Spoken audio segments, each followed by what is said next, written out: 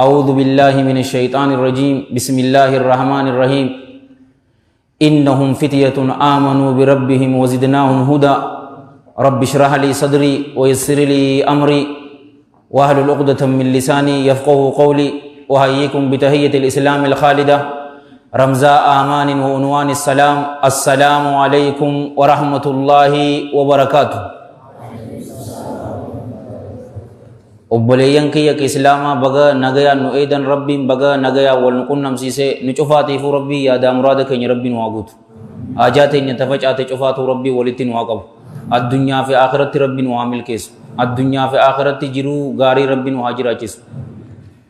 obboleeyyan keenya biyya Suudii keessatti warra diramaa jiruuf rabbiin isaaniif haa dirmatu hidharraa baasee rabbiin biyya isaaniitti nagayaan isaan haa galchu. haala isaan horii qabaniin haala nagaya qabaniin haala gammachuu qabaniin haala fayyaa qabaniin haala biitituun nagaya taate rabbiin biyya isaaniitti isaan haa deebisu. muslima dararamaa jiru cufaatiifuu rabbiin isaaniif haa dirmatu ikhlaasaa fi ittibaa fi sidqii fi istiqaamaa rabbiin waa kanu warra diina islaamaatiin dhaabbatu rabbiin waa godhu warra diina islaamaatiin taa'u rabbiin waa godhu warra diina islaamaatiin ciisu rabbiin waa godhu. jamaa gaarii waan bareedduu tanaan dhaabbatte tokko tokko keessan rabbii yaada muraada keessan isiniif haa guutu hawaasa keessan keessatti rabbiin urjii godhee isin haa mul'isu. akkas jechaati obboleeyyan kiyya ka islaamaa yeroo sadaffaatiif na yaamuu keessaniif galatoomaan isiniin jaa wallaahi alladhii laa ilaaha ghayru masgida kana yeroon dhufu hogguutuu qaanfachaatiin dhufa. namni isaanii afaan dirree dawaa saniin maaliif naa cabaa hin beeku ammaan tana dhiyoo tana manzaraa tanaa fi imaamataaf ta'uun ooltuun jee tanarratti murteesse birraa haasawa ajaa'ibaati filatanii haasawni isaa kun haasawa ajaa'ibaati haasawa bal'aa dheeraa hedduu nama gammachiisu dardara ammaa akkas jetteemi. obboleeyyan kiyya ka islaamaa dhukkuba ammaan tana guddaa nutti jiru keessa dardarri keenya irra hedduun isaanii diina islaamaatirraa garagalee jiraa yoon isiniin jee akkam jettan dhukkuba ummata nabi muhammad sallallahu alayhi wa alihi wa sallam paaraalaayizii kanu godhe odoo dhaabbannuutuma paaraalaayizii nu godhe dhukkuba hamaa fokkotaa isaatii ummata biraa waliin akka waliin dorgomne kanu godhe dhukkuba kanaan isiniin jaa irra hedduu shabaabaa diina islaamaatirraa garagalee jira yeroon akkana jiru kafranii jiranii wal iyyaadu billaa odoon tahini waan muslima tahanii godhuu qaban godhuttiin jiru irra hedduun keenya garuu waan tokko duraan dursee kaniin isinii ibsuu fadhu odoo komitti hin seenne gorsi kun gorsa jaalalaati gorsa kabajaati ni xiqqaata namni as keessa narra guddaadha isin dardaroota isin cufarraa waan guddaadha tanaafuu gorsi kun gorsa obboleessa keessan guddaa ka isin jaallatu ka isiniif nahu hin agarre ka isinii rifatu gorsa sanii jechuudha. yeroo waa'ee shabaabaa ammaan tana haasoynu tokkoo keessan komachuu hin fadhuun isiniin jaalawwan kee islaamaa yooniin gaachana isinii ta'e malee yooniin si dura wareegame malee si komachuu hin fadhu komadheetis hin beekus insha allahu ta'ala fuuldurallee isin hin komadhu gorsa akkanaati dura sadarkaa dardarrii diina islaamaa keessatti qabu sanii wajji laalla obboleeyyan kiyya rasuulli keenya sallallahu alayhi wa alihi wa sallam manguddoon naki jibsiistee jee bi'abii wa ummii sallallahu alayhi wa alihi wa sallam kanaatumse dardaraan hunjaan jaalawwan kiyya ka islaamaa diinni islaamaatis allah boodaan jalla jalaalu kanas sarameen dardara ani nasarame dardara akka kiyyaatii fi akka keessanii warra diina islaamaa nasaru rabbiin waa godhu diina islaamaatiin nu cufaatu boonuu qabna islaama taanee dhalachuu keenyaan boonuu qabna tokkoo keessaniif isiniif hin hayyamamuun isiniin jaalawwan kiyya mataa keessan cabsitanii deemuun mataa kee ol qabdee deemuu qabdan sinja maaliif waan islaama taatee dhalatteef ni beeytanii rasuulli keenya sallallahu alayhi wa alihi wa sallam yeroo dura ergaman bi'abii wa ummii sallallahu alayhi wa alihi wa sallam guutuu dardaraa ta'uu ni beeytanii obboleeyyan kiyya ka islaamaa والحديث رواه الإمام البخاري في صحيح رحمة الله عليه رحمة واسعة من حديث ابن عباس رضي الله عنهما قال أنزل على رسول الله صلى الله عليه وآله وسلم وهو ابن 40 فمكث 13 سنة ثم أمر بالهجرة فهاجر إلى المدينة فمكث بها 10 سنين ثم توفي صلى الله عليه وآله وسلم. عبد الله بن عباس رضي الله عنهما ملجئ إرجما الله ترتي صلى الله عليه وآله وسلم قرآن نبو فمي حال رسولك صلى الله عليه وآله وسلم أمتا أفرتمتين أمتا أفرتم جيشون قوتو دردرا جيشو جالوون كي إسلاما إيغنا مكة كيسا أمتا قد سديتا ثم أمر إيغنا صلى الله عليه وآله وسلم ni ajajaman akka godaananitti ajajamanii gara eessa gara madiinaa keessa rasuulli keenya sallallahu alaihi wa alihi wasallam amata 10 ta'anii eegasii bi abii wa ummii sallallahu alaihi wa alihi wasallam ni du'aniin isinin ja Abi Bakr as-Siddiq al-Akbar radiyallahu an gaafa diina islaamatti seenu obboleeyyan kiyya islaama amata 38 ture yeroo jecha dhugaa san jiru arrabni isaa hingingisneen isinin jaalawwan kiyya islaama Umar ibn al-Khattab alayhi min Allah ridwan yeroo diina islaama dura qabatu amata 27 ture Imam Abil Hasan Ali ibn Abi Talib radiyallahu an guyyaa ma'anaa gootummaan maal jechuudha agarsiise nama jaalataniif wareegamuun gatii isii qabdu gaafa agarsiise qulqullummaa isaa gaafa agarsiise amaanaadhaaf ulamaa'in hadiisni kun xiqqoo tuqaa qabaa jaan firaasha rasuularra sallallahu alaihi wa alihi wa sallam yeroo rafu amata meeqa ture amata 10 ture nu cufaatu as keessa hin jirru jaalawwan kiyya Usaamaan ilmi Zaydi radiyallahu anhuma gaafa sahaabota gurguddaa sanirratti amiira tahee lolatti ergamaan rabbii sallallahu alaihi wa alihi wasallam amata 20 ture eenyurratti amiira ni beeytanii Abi Bakr as-Siddiq Umar ibn al-Khattab Uthman ibn Affan Abi Ubayda jara gootoolee gurguddaa kanarratti alayhim min Allahi ridwan gurbaan amata 20 amiira isaanirratti hee jaalawwan kiyya islaama amata 20 ajallakumullah nuti eessa jirra ammantan Sa'ad ibn Abi Waqqas radiyallahu an Imam Abi Ishaq az-Zuhri guyyaa diina islaamaa qeebalu radiyallahu an amata 17 turanii Mu'adh ibn Jabal radiyallahu an gaafa diina islaamaa seenan amata 18 ture waan isaan mallattoo dhiisanii deeman mee haalaan luun sinja diinni islaamaa rabbi boodaan jalla jalaalu rabbi kanas sarameen dardaroota akkanaatiin nasaramee obboleeyyan kiyya Mus'ab ibn Umayr ibn Hashim ibn Abd Manaf al-Abdari al-Qurashi ذاك التقي النقي عليه من الله الرضوان guyyaa rasuulli keenya sallallahu alaihi wa alihi wa sallam gama madiinaa dhaqaati da'waa godhii je'eeni isa ergu amata 30 ture obboleeyyan kiyya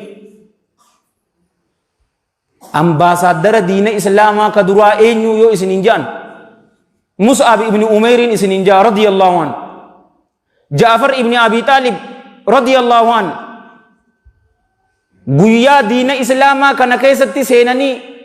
mallattoo isaanii hanga qiyaamaan dhaabbattutti tahin irraanfatamne at-Tayyaar harka lameen isaanii waan murameef jecha obboleeyyan kiyya islaamaa amata 30 xiqqoo dabaree waan tana cufaatu isinitti himuun maaliif barbaachise diinni islaamaa rabbi boodaan jalla jalaalu rabbi kanas sarameeni shabaaba akka kiyyaatii fi akka keessaniitiin nassarameen isinin jaa obboleeyyan kiyya islaamaa isinoo diina islaamaatiif tumsuudhaaf qophiidha mee warri qophiidha tan harka keessan baasa Allahu akbar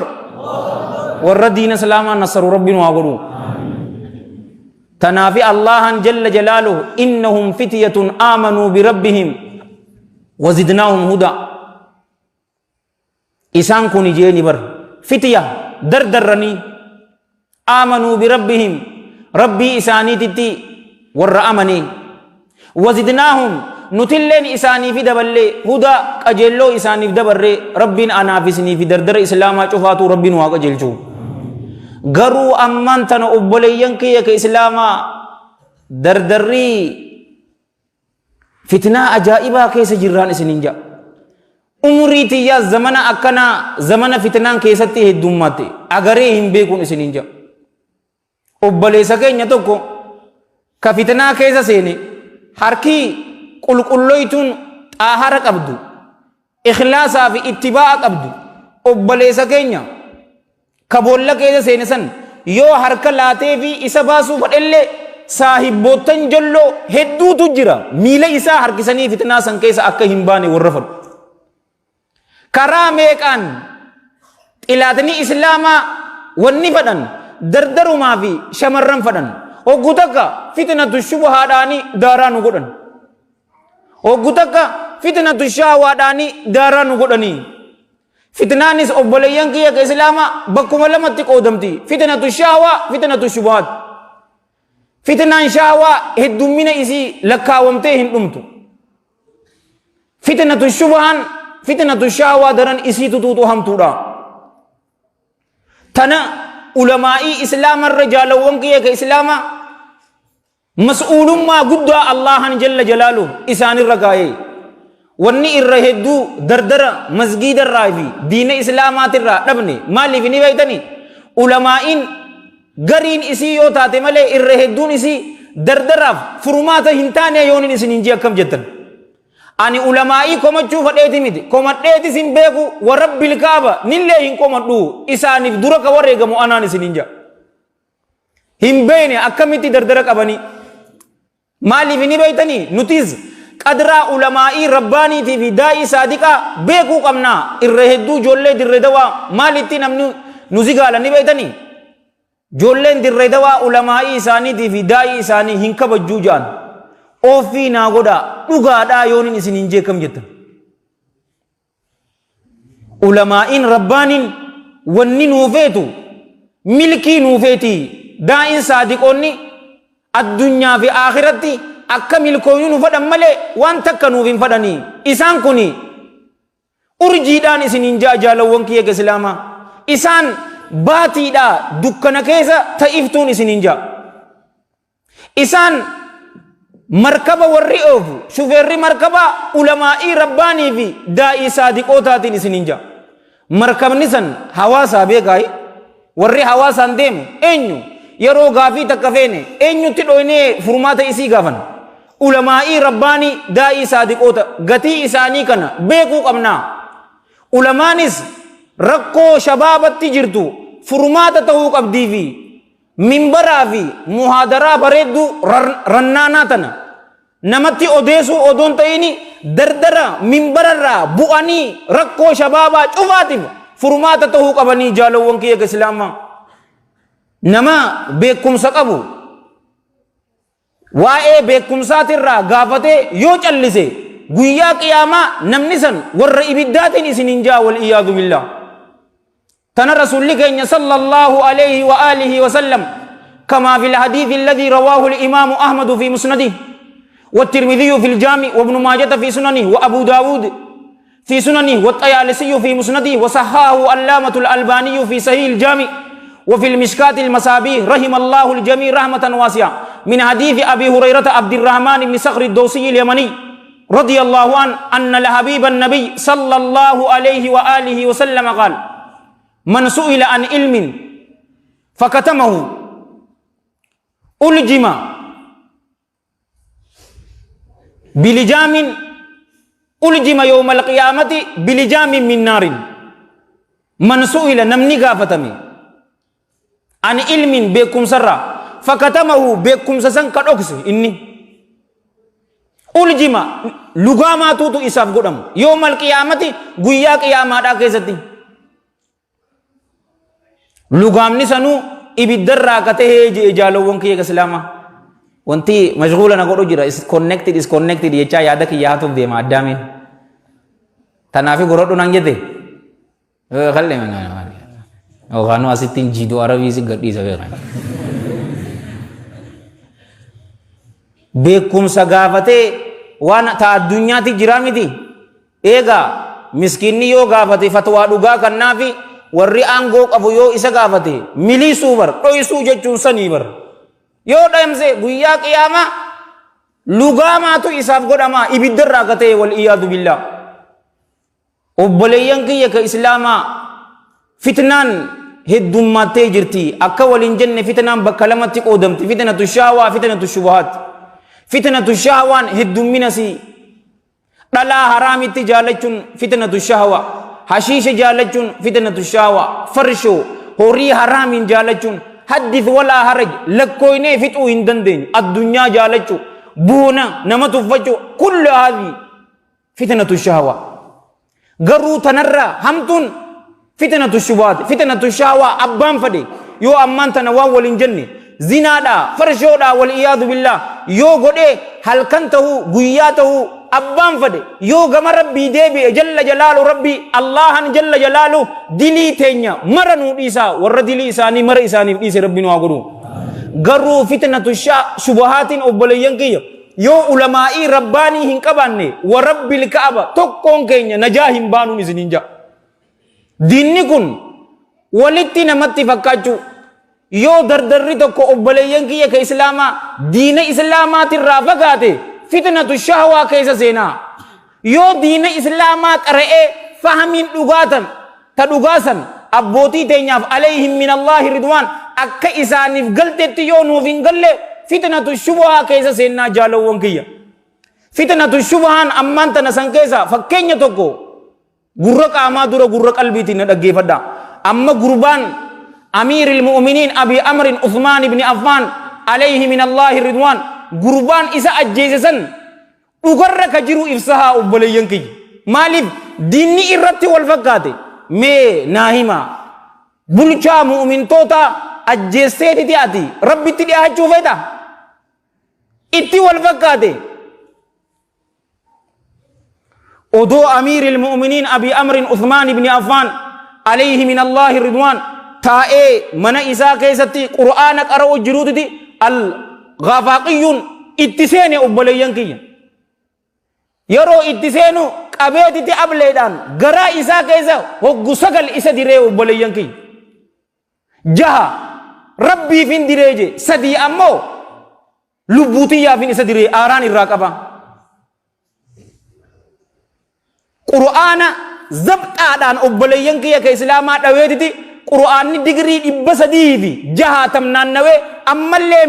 miila Uthmaan ibn Affaan alayhi min Allaahi ridwaan achirratti itti deebi'e yeroo jaartiin isaa Naa'ilaan radiyallaahu anha isiin qulqulloytuu taate isiin bareedduu taate isiin rabbi sodaattu san yeroo jaarsasii qaama isiitii fi ruuhee isiitiin fidaa isa baasuuf yeroo itti dhufte harka isii qabee irraa mure yeroo isiin garagaltee fiidu مالتو ما تتوتو تاء إسي قدسيجي عليهم من الله ما يستحقون نيارغة قياك يا ما وان إسانتان عثمان بن عفان عليه من الله رضوان قلبي تيدور إجات النبويا في نسنينجا غربا قرآن ولتكبي بئر روما إلى يهودرا مسلمني أكيد أدواتني نياتا بشان اتقرأتني كباسسني جولي لما رسول صلى الله عليه وآله وسلم كفوده إسا oduu addunyaa tana keessa jiru jannataan gurbaa gammachiifame inni ajjeeseen isinin jaalawwan kiyya islaama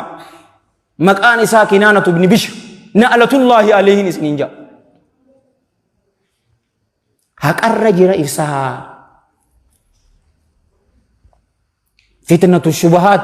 hamtuu jaalawwan kiyya bulchaa mu'mintoota guddaa siidaa gaafasan yeroo akkasitti waraane gurbaa amas 8 dabaree inni mee naahimaaga obboleeyyan kiyya afaanuma takka waliin haasa'uu jirraami isa ajjeestee allahatti ni dhihatta akkanagaa yoo dinni nuuf hin galle akkana obboleessa kee ajjeestee didi nuti warra jannataati hin agarre ammantan la'abaa deemtu takka hin agarre yoo ganda keeniyaa kana dheedhan obboleetiitii yaafitee ta muslimaa asitti bar itti taphateetiti jaarsasii shugguxii nyaachisee jaalawwan kiyya ka islaamaa shahaadaa qabadhu sin ajjeesaa jedhan haa'ulaa masaakiin akkana wal godhaa jee gabaabduu tananarraa qabadha yoo diina islaamaatirraa fagaanne fitnatu shahwaa keessa seennaa akka agartuu farshoo hashiisha hattummaa ni boontiin ijoolleen badii fokkottuu tanaan yoo diina islaamaa masgiida dhufnee qaraatii qaqqara'aa yoo akka sahaabatti alayhim min allaahi ridwaan nuuf hin galle fitnatu shubuhaa keessa seennaa wal kafarsiisu ammaan tana hunnooti guyyaa iidarraa bar jaalawwan kiyya ka islaamaa takbiirtaa godhuu hin turre nu cufaatu eegaa godhuu turre bar takbiirtaan tun mutlaqii fi muqayyad jaaniin mutlaqiin san zulhijjaa duraatirraa takbiirtaa jechuu qabna nu cufaatu taan ammoo muqayyadiin arafaa guyyaa nuti eegaa soommana isaa sagalaffaa hidhannee masgiida dhufnurra imaamtichi assalaamu alaikum warahmatullah assalaamu alaikum warahmatullah yoo jee hanga ayyaamu tashriiq arra asrii tana dhaabnee miti akkasii jechuu qabna ammaan tana gariin keenya akkamiti jaa Allahu akbar Allahu akbar Allahu akbar la ilaha illallah Allahu akbar walillahil hamd akkana jaa hoggu sadii jenna jechuu kan ammoo dhufeeti ammaan tana Allahu akbar لا إله إلا الله الله أكبر ولله الحمد لچوتو لكي دا جالوونك لا تصدين دراسا ججو قبل ملي تنجي يوجد هذا مسكين وما أكثر المساكين سنجابر هدو من إيزاني الله جل جلاله تكبير تا قد أجيمو كم ميك أتبرايو في النجنة الله أكبر وأجل تجد إجاكي يعني نقر تغيتي متي أنا كنيني سنتو أبيس أكوال بينو تويتين ستيما تلمدا تجنسا والحديث أخرجه ابن أبي شيبة في مصنفه بسند صحيح رحمة الله عليه رحمة واسعة عبد الله ابن مسعود الرادوفته موقوفا إسرت أبتا رضي الله عنه أوانين كيشا كي يرى إسني كان منجرو نمبوناني تنانجالو وانكي كإسلاما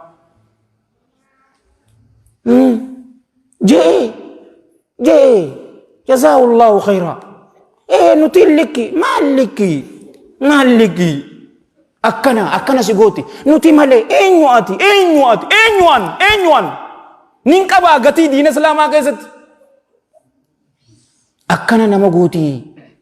diina islaamaatirraa fagaachuu dhabu yoo ilmi qaraan immoo cimsachuu beekumsa keenya mushi waan xixiqqoo takka siidaa fitnaan feete yoo dhufte nama nun sossoosani obboleeyyan kiyya mallaqa yoo harkate abadan ati salfii duraa jirta arra callaa jetta bar callaa yoo si gadhiise barumtaa isaa si dhibamsiisuu malaa bar haya haasofni isaa dheeraan isin hin jedhe irra hedduun shabaabaa maal isin ni beeytani obboleeyyan kiyya maalirraa garagalle ni beeytani salaatarraa garagalle irra hedduu dardaraa hin salaatanii ajallakumullah ka allahan jalla jalaalu حافظوا على الصلوات والصلاة الوسطى وقوموا لله قانتين حافظوا تكفد جيبر على الصلوات صلاة ونرتي والصلاة كيساو صلاة الوسطى يجون الفضلى قالتو تاتسن تكفد جي وقوموا لله الله كان أبدا قانتين حالك اللي صوتاتني صلاني قالتو تاتسن رسول الله صلى الله عليه وآله وصحبه وسلم كما في الحديث الذي رواه الإمام مسلم في صحيح رحمه الله وأكرم صلاة أسري جاني نويمن واحد جامع صلاة زوري جامع صلاة أسري جامع مغربا جامع إشاء جامع صبي جامع قويا جمعة جامع غرو رسول الله صلى الله عليه وآله وسلم صلاة أسري جاء دبين أمتين سنين جا إرهدون شبابا صلاة إن صلاة نيجالوان كي إسلاما نمني صلاة إن صلاة يوكانو نمني صلاة بلّيسي خلاف علماء جدو جيران سنينجا علماء غري نما صلاة بلّيسين كافرا دين إسلامات الرا به جرا جانين والعياذ بالله غري أمو هن كفر ريتي faasiqaa ja'aniin ragaan isaa hin qeebalamtu hin saahibamu yoo dhufee intala nu gaafate hin kenninuufi